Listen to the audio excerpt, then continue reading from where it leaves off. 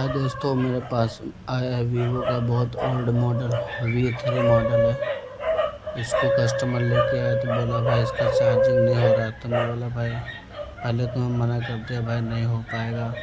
लेकिन कस्टमर बहुत रिक्वेस्ट करने लगा, भाई बना दो, मैं आपके ही पास आता हूँ। और हकीकत में हमारे पास आते हैं, कुछ भी काम होता है तो लेके आते हैं हमारे पास।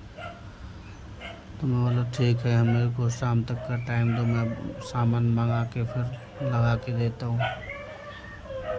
फिर इसको मेरा बनाने का ही मूड नहीं था, फिर बनाना मतलब स्टार्ट कर दिया और फिर बना के दिया। शाम को कस्टमर को बुलाया, शाम तक का टाइम लिया कस्टमर का, फिर बुलाया, फिर उसको बना के दिया।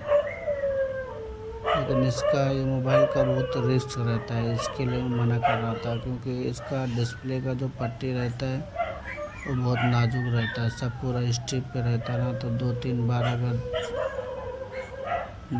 बार खोल बंद कर दो तो डिस्प्ले बिलिंग हो जाता है। इसके लिए मैं बहुत मतलब सोच समझ के काम कर रहा था।